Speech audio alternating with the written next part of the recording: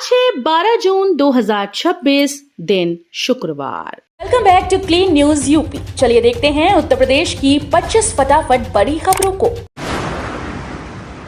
लाखों युवाओं का इंतजार खत्म। यूपी में 60,000 शिक्षक पदों पर भर्ती।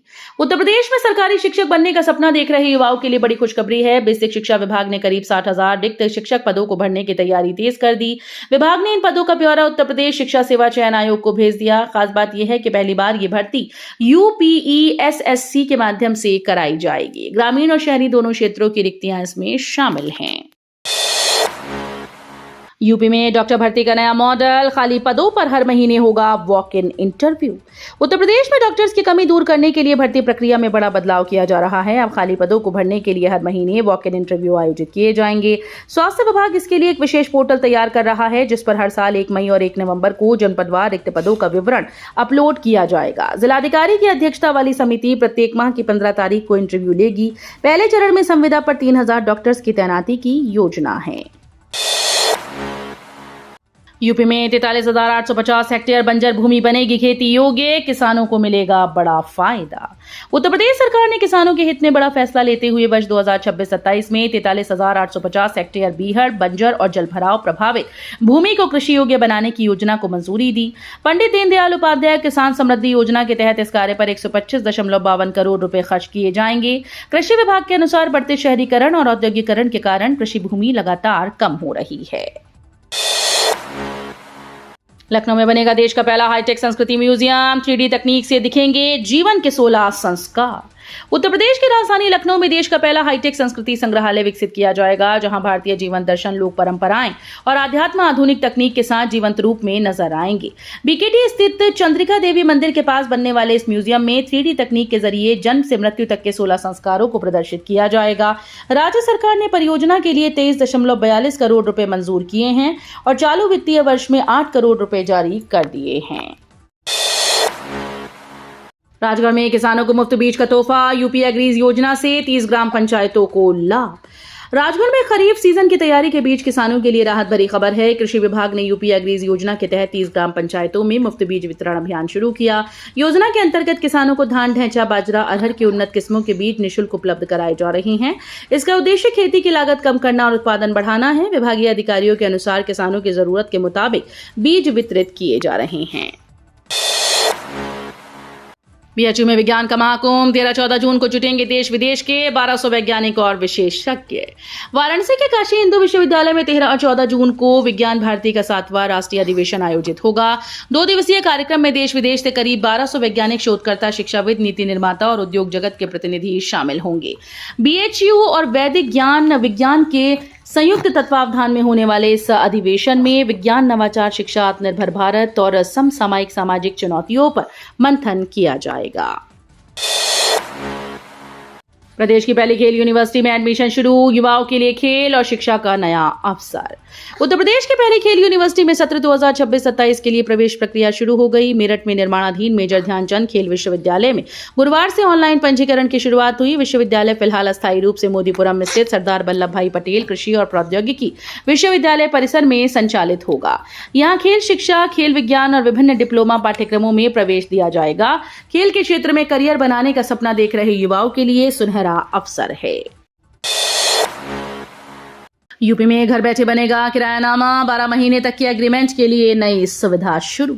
उत्तर प्रदेश सरकार ने मकान मालिकों और किराएदारों को बड़ी राहत दी। अब 12 महीने या उससे कम अवधि के किराएनामे के लिए सरकारी दफ्तरों के चक्कर लगाने की जरूरत नहीं होगी।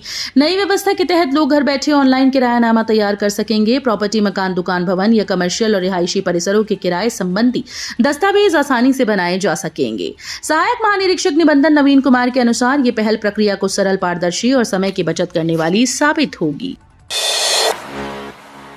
खेत बचाओ अभियान में किसानों को जैविक खेती का मंत्र। मृदा परीक्षण और नैनो यूरिया पर जोर। अयोध्या के ताटी गांव में खेत बचाओ अभियान के तहत आयोजित किसान गोष्ठी में किसानों को आधुनिक और टिकाऊ खेती के गुर सिखाए गए।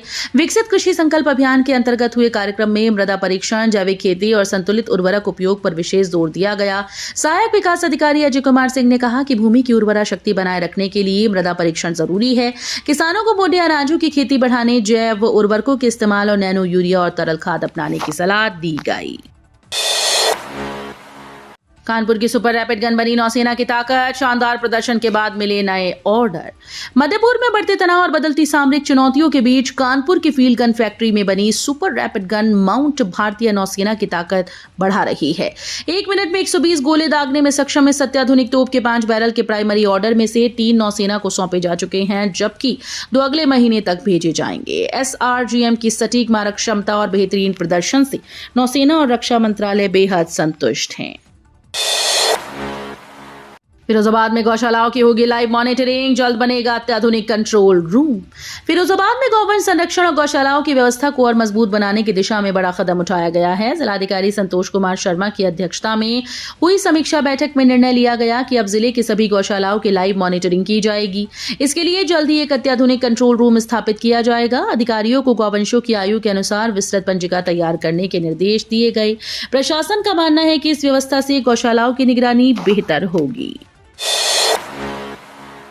यूपी में जून का मुफ्त राशन अब 15 जून तक मिलेगा। सरकार ने बढ़ाई वितरण अवधि। उत्तर प्रदेश के राशन कार्ड धारकों के लिए राहत भरी खबर है। योगी सरकार ने जून माह के मुफ्त राशन वितरण की अवधि बढ़ाकर 15 जून तक कर दी। पहले ये वितरण 10 जून तक पूरा होना था, लेकिन कई जिलों ने समय सीमा में राशन बांटने में असमर्थता जताई। इसके बाद खाद्य और रसद विभाग ने समीक्षा कर नई समय सीमा तय की। प्रमुख सचिव और खाद्य आयुक्त रणवीर प्रसाद के निर्देश पर प्रदेश की सभी उचित दर की दुकानों पर अब 15 जून तक पात्र लाभार्थियों को राशन उपलब्ध कराया जाएगा। पर्यटकों को राहत। यूपी के टाइगर रिजर्व अब 30 जून तक रहेंगे खुले। वन्यजीव प्रेमियों और जंगल सफारी के शौकीनों के लिए अच्छी खबर है। उत्तर प्रदेश के प्रमुख टाइगर रिजर्व में पर्यटन सत्र को बढ़ाकर 30 जून तक कर दिया गया। प्रधान मुख्य वन संरक्षक अनुराधा वेमूरी ने इस संबंध में आदेश जारी कर दिए। इसके तहत Pilibhit tiger reserve, Amangarh tiger reserve, Ranipur tiger reserve और दुधवा टाइगर रिजर्व में पर्यटक 30 जून तक सफारी का आनंद लेंगे। वन विभाग ने सभी संबंधित अधिकारियों और फील्ड डायरेक्टर्स को आवश्यक निर्देश जारी किए। यूपी के सभी मेडिकल कॉलेजेस में बनेगी धर्मांतरण रोकथाम सेल, राज्यपाल के निर्देश पर कार्रवाई। उत्तर प्रदेश में मेडिकल कॉलेजेस में कथित धर्मांतरण के मामलों को लेकर सरकार ने बड़ा कदम उठाया। राज्यपाल और कुलाधिपति आनंदीबेन पटेल के निर्देश पर प्रदेश के सभी मेडिकल और डेंटल कॉलेजेस में धर्मांतरण रोकथाम सेल गठित किया जाएगा। इस संबंध में अटल बिहारी वाजपेयी चिकित्सा विश्वविद्यालय के कुलपति डॉक्टर अमित देवगन ने सभी संबद्ध संस्थानों को तत्काल सेल बनाने के निर्देश जारी किए। विश्वविद्यालय प्रशासन ने कॉलेजेस से जल्द सेल गठन की जानकारी उपलब्ध करने को कहा। 2027 चुनाव की तैयारी में जुटी सपा। 150 सीटों पर प्रत्याशियों के नाम लगभग तय। उत्तर प्रदेश विधानसभा चुनाव 2027 को लेकर समाजवादी पार्टी ने तैयारियां तेज कर दी। सूत्रों के मुताबिक पार्टी ने करीब 150 सीटों पर संभावित उम्मीदवारों के नाम लगभग तय कर लिए और उन्हें संकेत भी दिए जा रहे हैं। पार्टी की रणनीति का मकसद संभावित बागियों और स्थानीय असंतोष का पहले से आकलन करना है। साथ ही उम्मीदवारों को क्षेत्र में सक्रिय होकर संगठन मजबूत करने और जनता के बीच पहुंच बढ़ाने का समय देना भी लक्ष्य है। फूड प्रोसेसिंग में यूपी की बड़ी छलांग, निवेश बढ़ाने की नई रणनीति तैयार। खाद्य और प्रसंस्करण उद्योग के क्षेत्र में उत्तर प्रदेश को बड़ी संभावनाओं वाला राज्य माना गया। केंद्र सरकार के वाणिज्य और उद्योग मंत्रालय की ताजा रिपोर्ट में कहा गया कि अपने विशाल कृषि संसाधनों और प्रसंस्करण क्षमता के दम पर यूपी खाद्य उत्पादों का बड़ा निर्यातक बन सकता है। रिपोर्ट के आधार पर इन्वेस्ट यूपी अब इस सेक्टर में अधिक निवेश आकर्षित करने की नई रणनीति तैयार कर रहा है। विशेष रूप से प्रोसेस्ड फूड और प्लांट बेस्ड प्रोटीन स्नैक्स के उत्पादन में प्रदेश की भूमिका महत्वपूर्ण बताई गई। 400 करोड़ बजट मंजूर, हजारों छात्राओं को फ्री स्कूटी देने की तैयारी तेज। उत्तर प्रदेश की योगी सरकार जल्द ही रानी लक्ष्मीबाई स्कूटी योजना शुरू करने जा रही है। इस योजना के तहत प्रदेश के करीब 50 से 60 हजार मेधावी छात्राओं को मुफ्त स्कूटी दी जाएगी। योजना का उद्देश्य बेटियों को उच्च शिक्षा के लिए प्रोत्साहित करना और आत्मनिर्भर बनाना है। पात्र छात्राओं को उत्तर प्रदेश का निवासी होना, परिवार की आय 2.5 लाख रुपए से कम होना और स्नातक के पहले वर्ष में 80% या उससे अधिक अंक प्राप्त करना जरूरी होगा। यूपी में निवेश को मिलेगी नई रफ्तार। इन्वेस्ट इंडिया और इन्वेस्ट यूपी ने बनाई संयुक्त रणनीति। उत्तर प्रदेश में निवेश बढ़ाने और नई परियोजनाओं को गति देने के लिए इन्वेस्ट यूपी और इन्वेस्ट इंडिया के बीच अहम बैठक हुई। इन्वेस्ट इंडिया के सीईओ निवृत्ति राय की मौजूदगी में आयोजित बैठक में निवेश संवर्धन, रणनीतिक साझेदारी और नए निवेश अवसरों पर विस्तार से चर्चा की गई। दोनों संस्थाओं ने प्रदेश के प्रमुख क्षेत्रों में निवेश की संभावनाएं तलाशने और परियोजनाओं को तेजी से धरातल पर उतारने की रणनीति बनाई। खासतौर पर प्रत्यक्ष विदेशी निवेश यानी FDI आकर्षित करने और निवेशकों के लिए प्रक्रियाओं को सुगम बनाने पर जोर दिया गया। यूपी पंचायत चुनाव में फर्जी वोटिंग पर सख्ती, फेस रिकॉग्निशन सिस्टम से होगी पहचान। उत्तर प्रदेश राज्य निर्वाचन आयोग ने त्रिस्तरीय पंचायत चुनाव की अंतिम मतदाता सूची जारी कर दी। प्रदेश में कुल 12.58 करोड़ मतदाता पंजीकृत हैं। इस बार चुनाव में फर्जी मतदान रोकने के लिए फेस रिकॉग्निशन सिस्टम यानी FRS का इस्तेमाल किया जाएगा।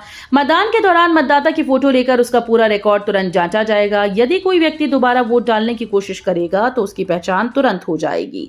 आयोग के अनुसार तकनीक के जरिए चुनाव प्रक्रिया को अधिक पारदर्शी और निष्पक्ष बनाया जाएगा।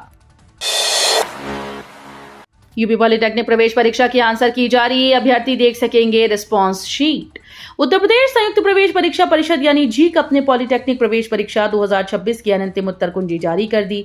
परीक्षा में शामिल अभ्यर्थी अब आधिकारिक वेबसाइट पर जाकर अपनी आंसर की और रिस्पांस शीट देख सकते हैं। पहले यह परीक्षा 15 से 22 मई के बीच होनी थी, लेकिन कार्यक्रम में बदलाव के बाद 2 जून से 9 जून 2026 तक आयोजित की गई। उत्तर कुंजी जारी होने के बाद अभ्यर्थियों को अपने उत्तरों का मिलान करने और संभावित स्कोर का आकलन करने का अवसर मिलेगा। कृषि यंत्र खरीद कर फंसे किसान, 2024 से सब्सिडी का इंतजार, गोरखपुर बस्ती के 352 किसान परेशान। राष्ट्रीय बागवानी मिशन के तहत कृषि यंत्र खरीदने वाले प्रदेश के हजारों किसान सब्सिडी न मिलने से परेशान हैं। गोरखपुर और बस्ती मंडल के करीब 352 किसान वर्ष 2024 से भुगतान का इंतजार कर रहे हैं। किसानों ने ट्रैक्टर, पावर टिलर समेत कई कृषि यंत्र कर्ज लेकर खरीदे थे, लेकिन अब तक अनुदान राशि नहीं मिली। कई किसानों ने IGRS पोर्टल पर शिकायत दर्ज कराई और अधिकारियों से गुहार लगाई। उद्यान विभाग का कहना है कि शासन से बजट मिलते ही लंबित सब्सिडी का भुगतान कर दिया जाएगा। स्मार्ट प्रीपेड मीटर जांच पर सवाल, बिना मान्यता वाली लैब में परीक्षण का आरोप। उत्तर प्रदेश में स्मार्ट प्रीपेड मीटर्स की गुणवत्ता जांच को लेकर नया विवाद सामने आया। आरोप है कि तकनीकी समिति ने जिन मीटर नमूनों की जांच कराई वो मध्यांचल डिस्कॉम की ऐसी लैब में हुई जिससे इस तरह की जांच की मान्यता प्राप्त नहीं है।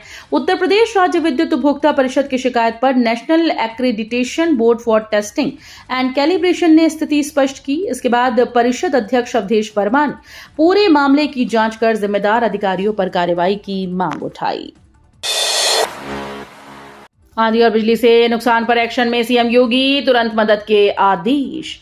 उत्तर प्रदेश के कई जिलों में वर्षा, आंधी और आकाशीय बिजली से हुई जनहानि और आर्थिक नुकसान पर मुख्यमंत्री योगी आदित्यनाथ ने संज्ञान लिया। मुख्यमंत्री ने मृतकों के परिजनों के प्रति संवेदना व्यक्त करते हुए अधिकारियों को तत्काल राहत कार्य शुरू करने के निर्देश दिए। उन्होंने कहा कि जनहानि, पशुहानि और अन्य नुकसान का आकलन कर प्रभावित लोगों को 24 घंटे के भीतर मुआवजा उपलब्ध कराया जाए।